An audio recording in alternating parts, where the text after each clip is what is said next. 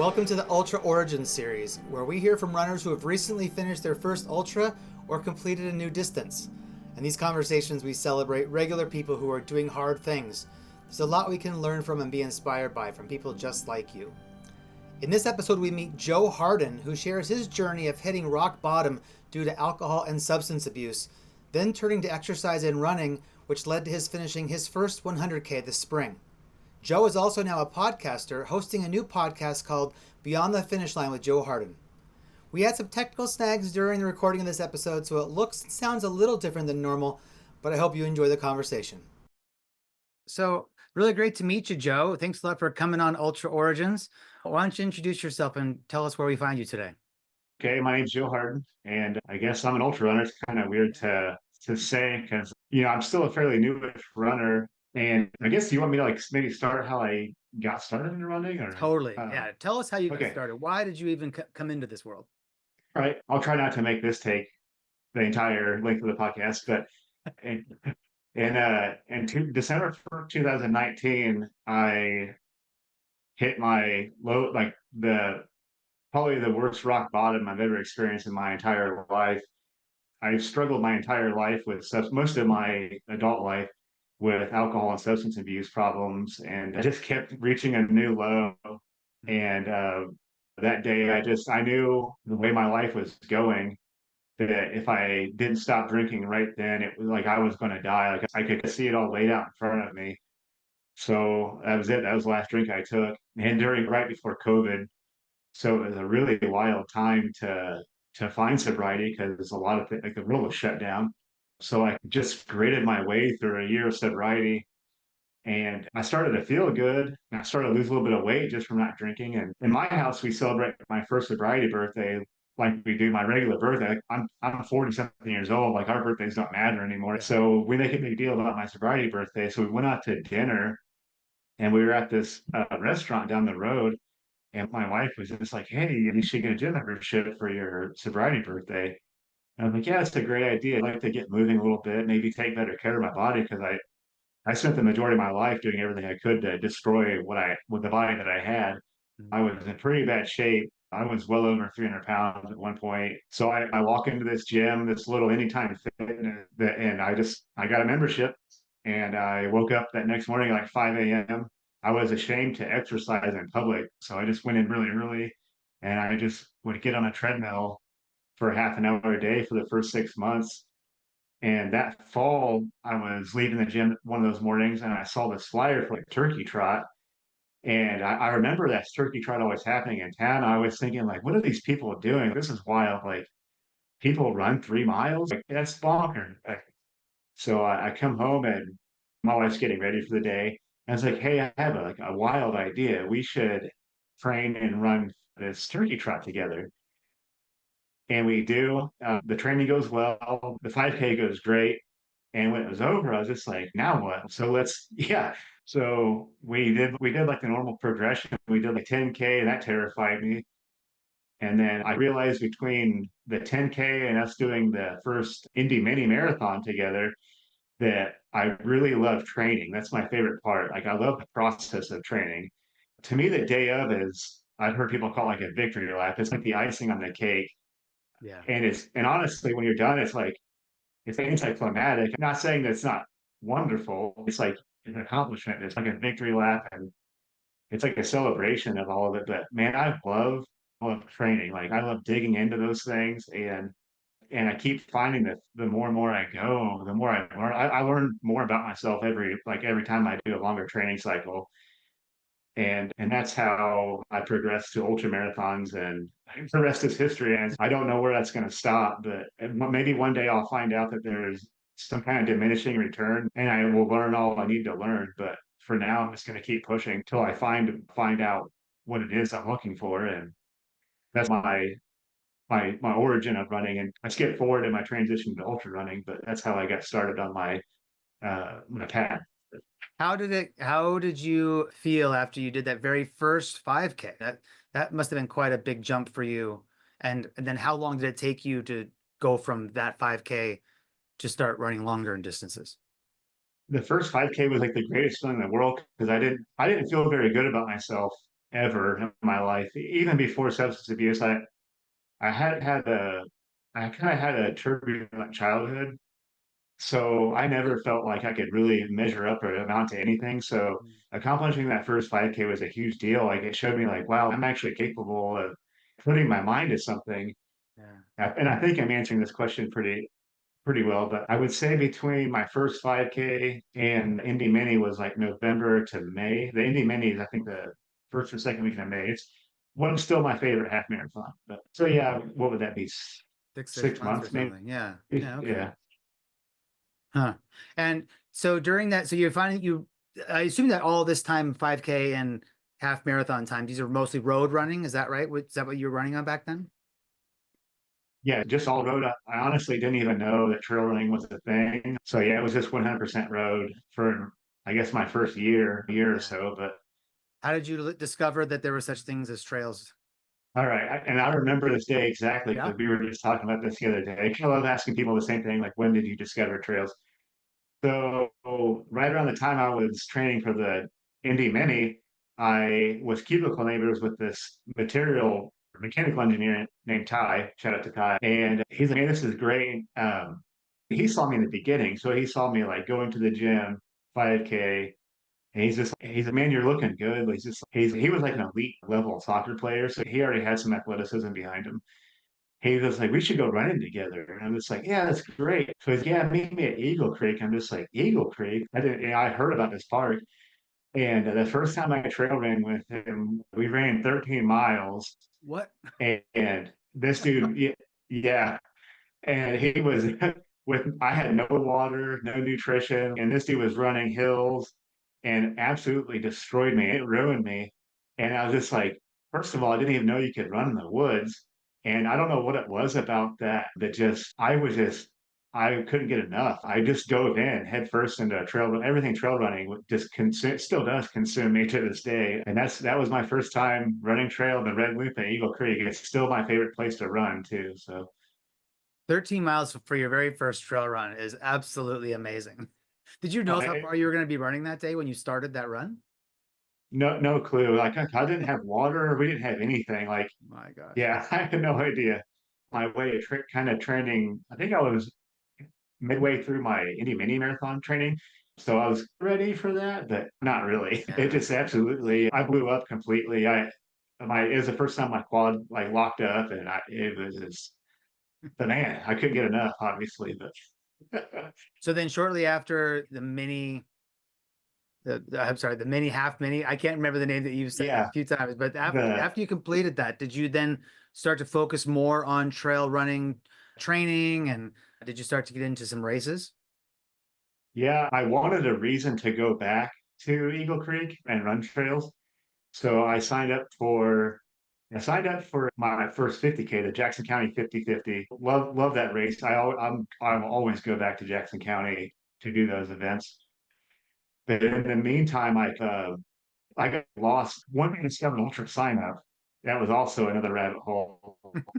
So I signed up for the Jackson County 50-50.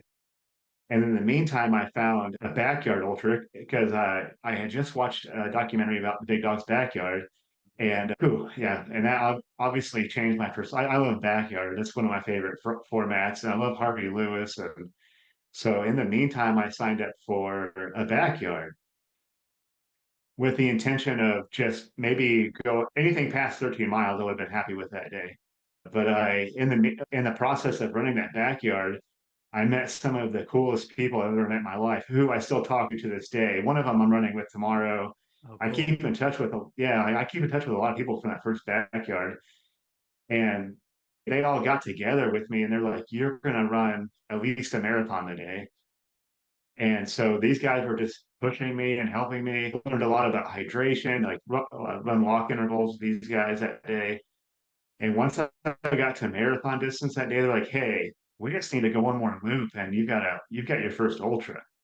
So it's like, all right, like my legs were trash, but my stomach was starting to get yucky. But I made it to my first 50K kind of by accident at my first backyard ultra.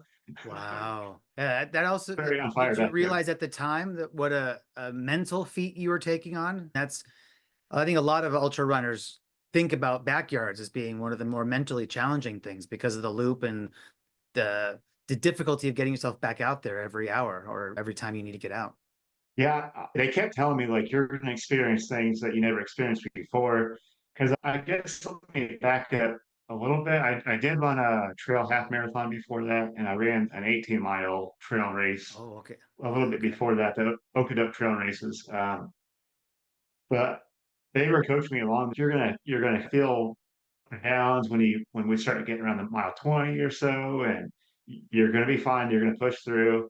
And they were right. I went low a little bit, but they just made the vibe at backyard. It's like a run club that you just nobody. It's not as competitive. Everybody's pushing each other along, and I just love that vibe. I always try to go back and do as many backyards as I can too throughout the year. Yeah. Wow.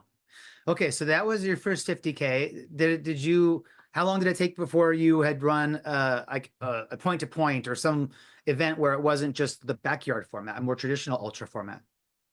But yeah, so that backyard was in September, and then my first trail 50K was that December, Okay. and it was quite a bit more difficult. And unfortunately, the Midwest doesn't have a lot of point to point, so it's usually like a 20-mile loop or 10-mile loop.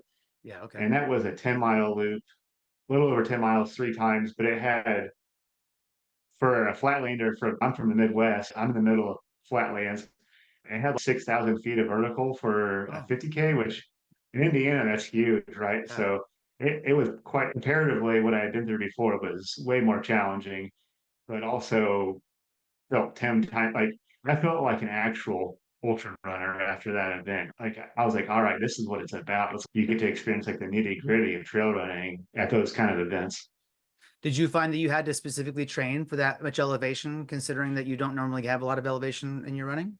Yeah, I didn't really know what to do at first. I knew some guys. I went on my way to follow some guys on some people on Strava that I knew had some good ultra distance under their belt, and I would just kind of lurk on their activities. And I saw this one guy who I'm friends with actually. I shared some miles with him recently. I saw that he would go and do stairs three, four times a week. That's still a big part of my regiment is I'll just go to the gym a few times a week and knock out like 100 flights of stairs or 150 flights or whatever. Just kind of keep that like climbing base going. And lately I've been working in a lot of hiking and stuff too. Hmm. So yeah, certainly I have to be mindful of finding ways to train for like box steps or tons of lunges, incline hill intervals on a treadmill. As much as I dog on treadmills, they're a super useful tool for getting vertical. As I see yours in the background there. So Yeah, that's right. Yeah, yeah. Do what you got to do. yeah. Well, do I understand that you went from so you're the first thing you did, the 5K was in November. Was this 50K, the trail 50K, a year later, 13 months later? Or is it more, is there more than 1 year involved here? Let's see. I ran road for a couple of years. It was a couple of years that you were doing roads. Okay. Yeah, yeah. I ran road for a while before I ever did anything longer than that. And honestly, I ran privately for a very long time before I signed up for my first road race too. So I think the progression would have been I did my first 50K that December, and then I went to Jackson County September to December 50K to 50K road to trail. And then I did one more backyard after that, and that's when I got my first 50-mile distance. And that was about a year before I did that one. I So how do long? have a, I went from, that would have been from December to April. Sorry, it's not quite a year, what, like 6 months maybe before I went from 50K to 50 miler. And that was at a backyard too, actually. Oh, okay. About how much time elapsed from the time that you ran that first 5K turkey trot to the first 50K trail race with the 6,000 feet of gain? How much time was in that? I would say, I think it might have been a year. Yeah, okay. I That's think, how I did under, yeah. that's how I understood it. Okay. Okay, yeah, yeah. That's Sorry. quite a fast progression to go from pretty much nothing for Yeah, 50K. That's pretty great. yeah. I know that sounds pretty ambitious, but I think that speaks to my addictive behavior. That's like my personality, right? It's just like I Right. found Yeah. something that feels good and I love. So I'm always, I never dip my toe in anything. I just dive in, and that was the byproduct of that. But I think that is exactly the case. I know I also, having been a former alcohol addict, have the same sort of personality traits. And like you say, I don't ever do anything for fun or half-assed. If I take on any hobby, I'm practically a professional at it in no time, just because I obsess and just totally get into it. And the same thing happened with me with trail running and ultra running too. So I totally get it. I think that's why there's so many ex-addicts who are amongst ultra runners. I think it's a personality trait that really serves well to the sport. Yeah, it's amazing how many times when I first started, I was like, man, my story must be unique or whatever. It is unique to me, but it's just I started hearing that same story from everybody else, and I was like, wait, it's it's not that I'm not unique. It's just that I'm not alone, and that's when I really realized what the one thing that's become more important to me than just running these distances is the community. I've had a family form around me in a very short time I've been ultra distance running. I think that's why my timelines are weird. It feels like I've been doing this forever because it feels like this home is always it's been like waiting for me Mhm. in a weird way. It's just like, wow, I'm finally somewhere I belong. Mm. There's other misfits like me, and they bring me in with open arms too, which is something I never experienced before. Yeah. Yeah. Yeah, that's makes sense, especially if you, like you were talking about growing up, you weren't in a comfortable place. So to feel like you have a family around you now who is so supportive and loving, yeah, that's really got to fe really feel good to you and feel nice to have that warm embrace from the community. Yeah. Yeah, definitely. It is very nice. It just feels like I finally have a place where I actually belong and people understand me, like something I never ever experienced in my entire life. So you've got this great progression. I love it. You've gone, we've talked about how you even got up to 50 miles through this whole progression, and that the backyard ultra format was really helpful in helping you get these big distances. But I think the reason why you and I we met through social media, but I was reacting to that you had posted back in June that you had finished your first 100-kilometer race. That's right, the 100K. Yeah, yeah. Yeah, so that's a major jump in distance. So why don't you talk a little bit about your decision to go even further, and then let's talk about what that race was and how it went. Okay. Yeah, like I said, so I did a 50-mile backyard and I was just like, all right, I learned a ton of stuff at this. Uh, Honestly, I felt like I nailed my nutrition at that 50 miles. So I was like, all right, I got that down. I think I say that now, down-ish. But I'm like, you know what? I found something out about myself at that 50 miler. You think that your body is done or your mind is done. I found Mhm. that I have another gear that I can access that is and I didn't know I had this gear and I can reach down in here and like harness this thing and I was like, wow, I never experienced this before. And done that right after I did that 50 miler, I did a podcast with my friend Chris Harriman, my first ultra pod. Shout out to them. And we are talking, and it was just like this great experience. And she's like, "Hey, we live close. There's this 100K 2 hours from your house, and I'm going to be there. The community's great. The race director's awesome." And I was just like, I'm impulsive. I was just like, I'll be there. I just got on run sign up. I signed up for this thing, and then I really looked back. I was just like, oh wow, like this is going to be the most unrunnable trail I've ever been on. Southern Indiana has stuff that my understanding is people use it to train for the Appalachian Trail. Oh, It's okay. tough stuff. So honestly, I signed up for the 100K purely out of I got swept up in the moment and just went for it. And I felt like I was ready to because of what I learned about what drives me to these things. I have more in me. I need to find out how much more I have. And it tested every bit of that. So And what was the name of the 100K? it was the Momofo 100K. Momofo. Okay, Yeah, okay. Morgan Monroe Forest. It's a beautiful forest, man. It's the low gap and backcountry trails there are fantastic, man. It doesn't seem like you're in this state at all when you're in this trail. So Do you remember how much total vert was in this 100K? almost 9,000. 9,000. Okay. Wow. Okay. Yeah, lots of, and it wasn't like there was just like a couple of climbs. It was just nonstop rolling, big, steep, punchy stuff or rocky stuff. The downhills are just as tough as the uphills, and it was 7 p.m. start time too, which was I found Interesting. that to be pretty challenging, but yeah, pretty technical. But man, it was brutal and beautiful all at the same time. And Did you run most I of it in the dark then? yeah, I ran most of it in the dark. I wish I could have been more prepared for running that tired, but like I learned before, I found something in me in that kind of in the wee hours I didn't know I could access, and I used that to get through to the morning. It didn't go the way I wanted it to, but when do they?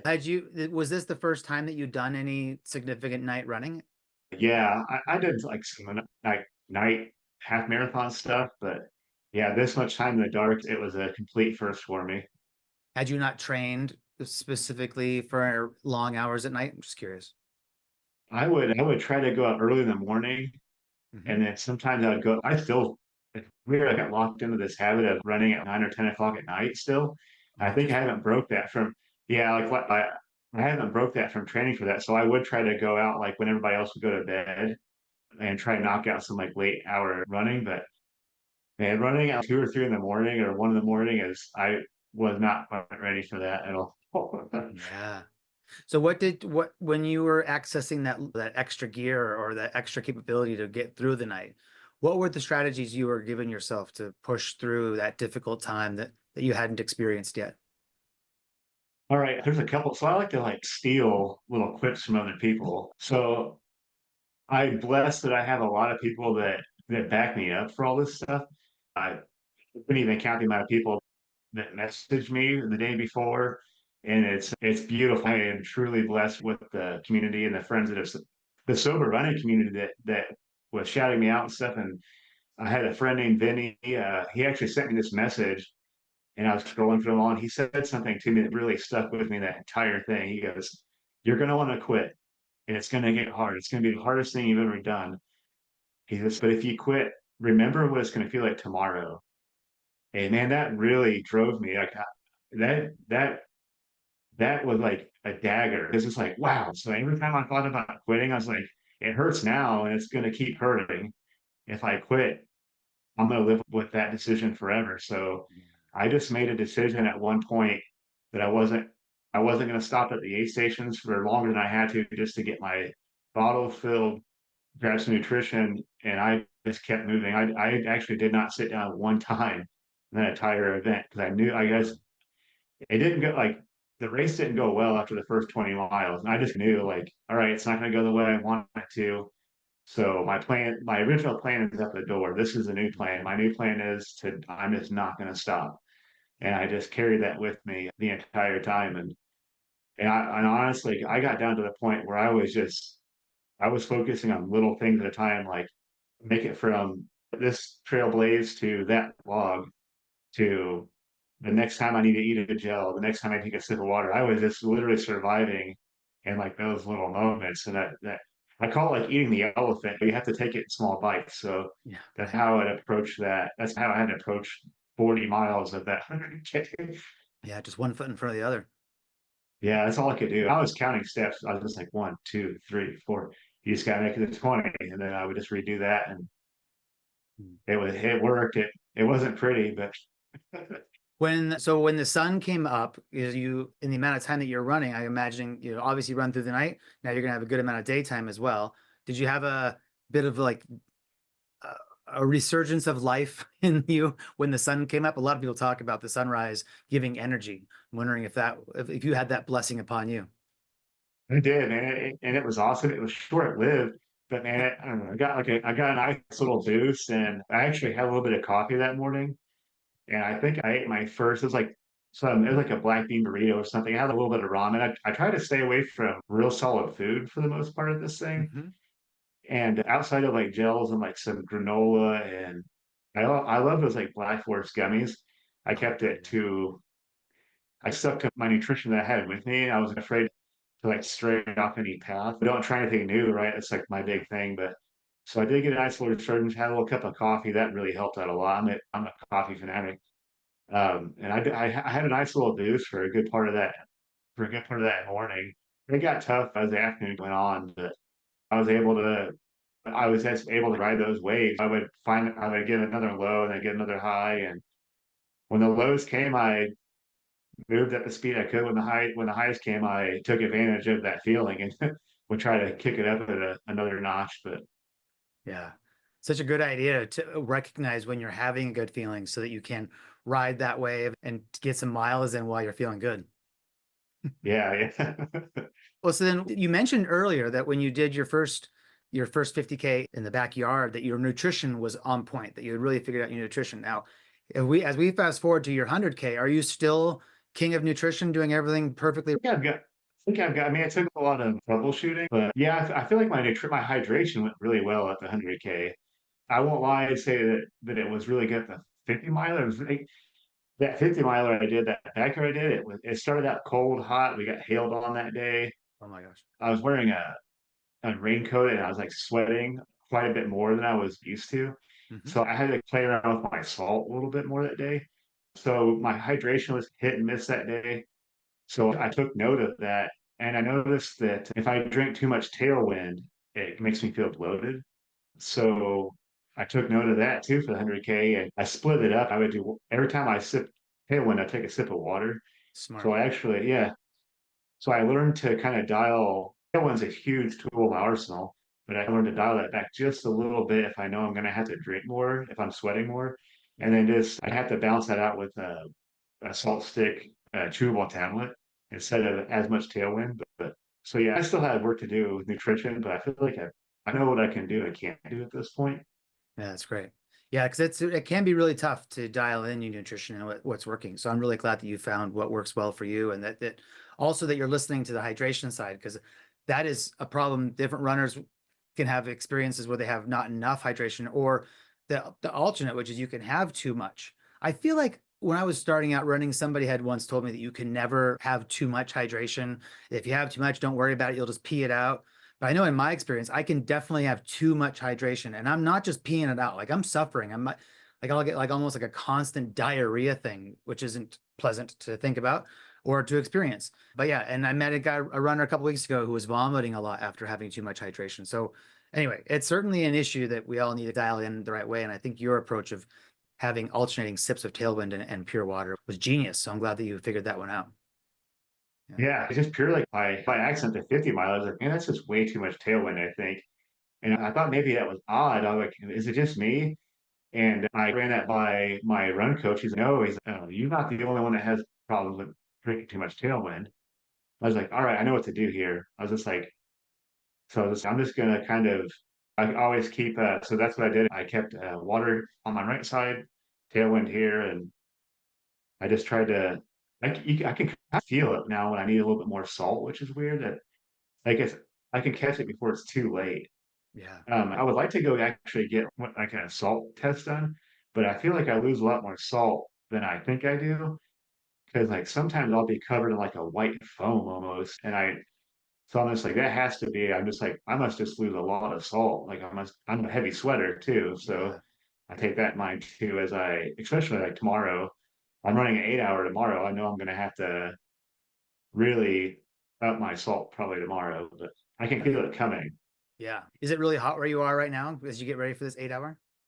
Yeah, I think it'll be like 83 tomorrow, Oh, but okay. I've gotten used to that over the last couple. It's been really unseasonably hot in Indiana the last couple of weeks.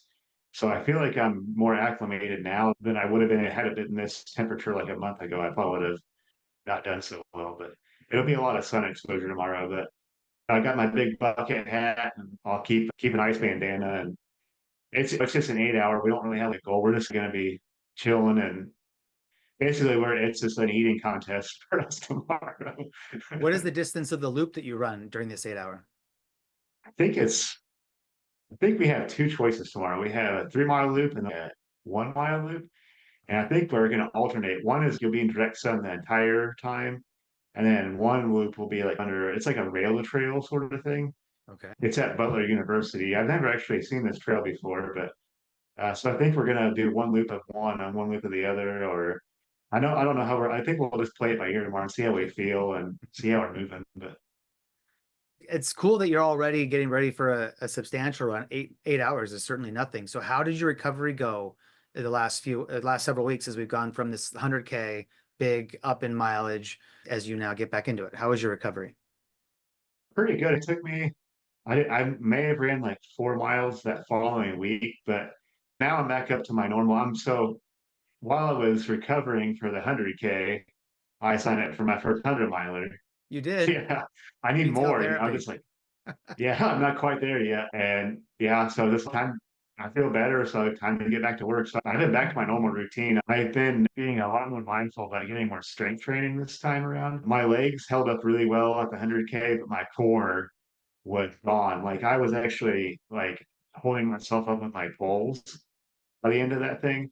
So I'm just like, all right, more core work. So I've been doing a ton of core work, like mobility and like band work. And so I'm gonna try and focus on not just mileage, but strength training more for the 100 miler. Yeah, yeah, strength training is really beneficial for sure. It's sometimes not immediately apparent that it helps, but it helps to reduce injuries and gives you strength on climbs and yeah, overall just gives you better stability in your core. And so yeah, it's a smart move. Yeah. So what Yeah, 100 mile certainly did you agree. sign up for? The IT 100, Okay. it's a pretty flat one too. And same thing. It's Indiana's like such a tight knit community. So I have a friend of a friend who knows the race director, and I've heard Okay. lots of good things about the IT 100s. And it's 2 hours away. It's a loop. It's a 25-mile loop. And I'll already know people at this thing. And so it basically be like a reunion of friends at this thing. Everyone knows it's my first 100 miler in the ITR community. So I know I'll have like good backing, and there's a lot of people that are pretty fired up. And I'm really excited. It's a number I've been obsessing about ever since I signed up ever since I've been on Ultra Sign Up, or ever since I watched the Why by Billy Yang. I haven't been able to stop thinking about running 100 miles. So I'm just stoked that I finally had the guts to sign up for one. I actually feel like I can be ready for one too. So Right. Oh, it takes a lot of bravery to sign up for it. yeah, I was like sweating when I hit the register button. I was just like, what did I just do? But I feel like I can be ready. I feel like mentally I can be ready. I have work to do to get there. I couldn't go run it tomorrow probably, but I feel like I'm ready to get ready for one. And when is this race? October 12th and 13th. Oh, okay. August, September, October. So 3 months away. Is that right? Yeah. Okay. It's going to be here before you know it. That's tremendous.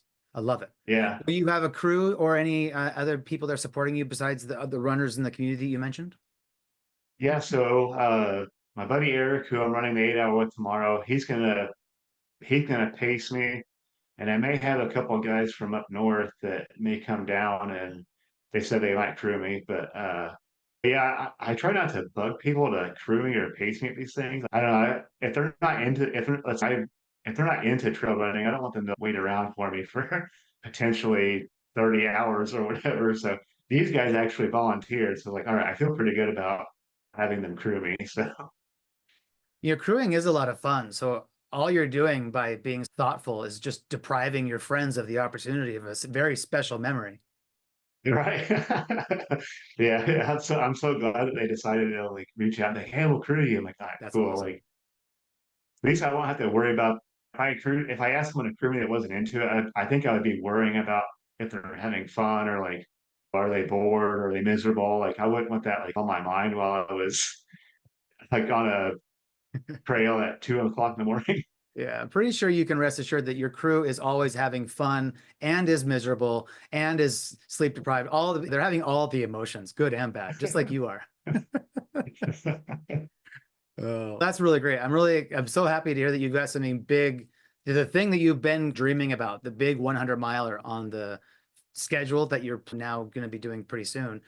Quite a thing to be able to go from that time when you said you were even just ashamed to be seen working out in public to now heading out for your first 100 miler. It's quite a story, and it's really inspiring that you were able to do that all on your own just by working really hard. Would you say that do you have any kind of thing you want to share with people about that encapsulates your journey, or something, a piece of advice that you think about that keeps you moving along your path that motivates you?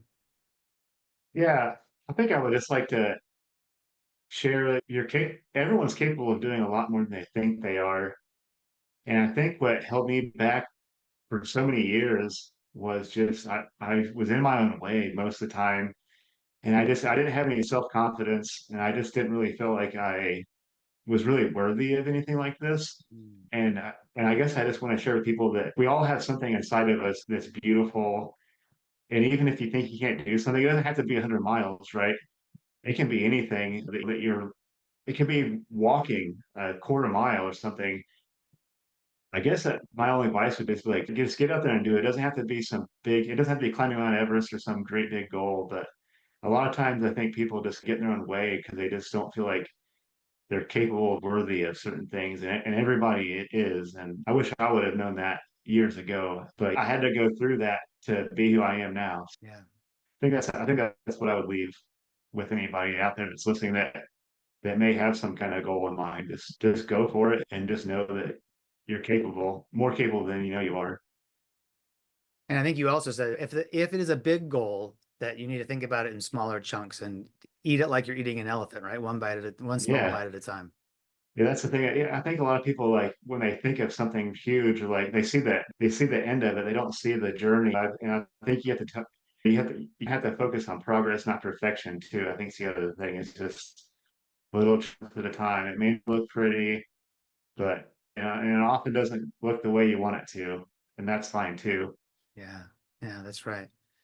Well, before we go, I understand. I've been seeing on social media that you've been posting that you have a new podcast. So can you tell us about the podcast that you have and tell people where they can find it so they can listen?